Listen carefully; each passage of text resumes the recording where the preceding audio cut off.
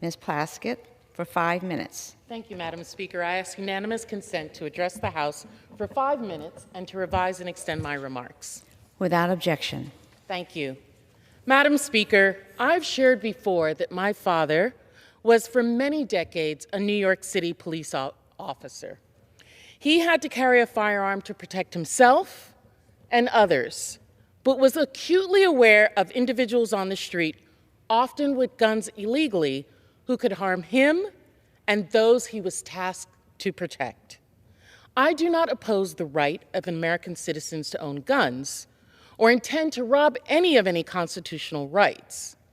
But we all know that money, hatred, and power have been used the Constitution to cover themselves from showing the real intent that they have: the love of greed, desire for power, ignorance, racism, hatred. That's what many are using that constitutional protection to cover themselves from. Over 50% of gun violence is attributable to people who use handguns to commit suicide. The remainder of those deaths and injuries are largely homicide and murder, such as widespread street crime. Then there are mass killings, which have been on an uptick in recent years. On May 24th, in Texas, an 18-year-old boy acted as a lone gunman in the second deadliest school shooting on record.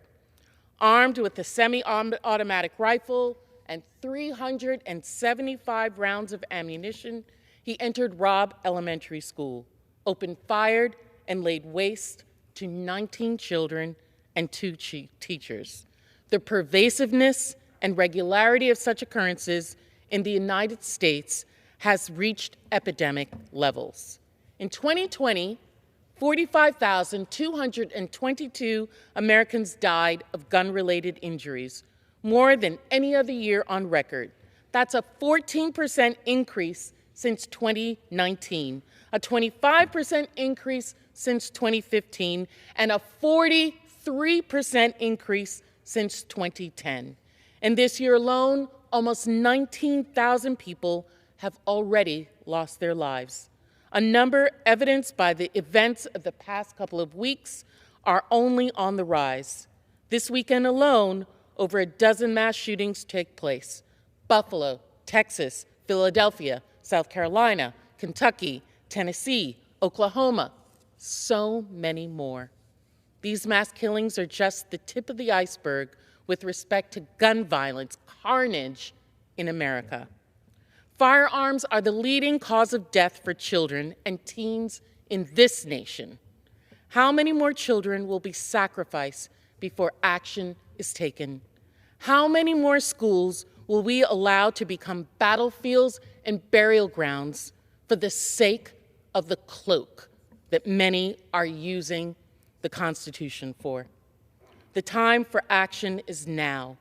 We know that our gun violence epidemic can be substantially curtailed with thoughtful, reasonable, common-sense gun legislation.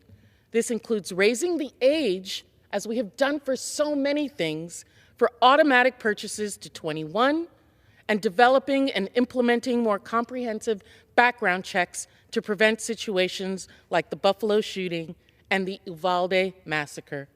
We need to strengthen gun laws for gun trafficking, which is devastating our country. Areas with strong gun laws cannot curtail the influx of illegal guns trafficked in from states with few restrictions. Places like New York City, Chicago cannot curtail the illegal weapons coming from other places. With higher unemployment rates, places like my home, the Virgin Islands, has the second highest rate of guns smuggled across its borders and a homicide rate 9 times higher than the 50 states. As well as better establishing and regulating gun storage to prevent minors from acquiring deadly weapons, it is necessary for members on both sides of this debate to come together to protect the lives of our citizens. Throw off the cloak that you are using, calling our Constitution, to cover and hide what you are really protecting: money, power, hatred. I yield back.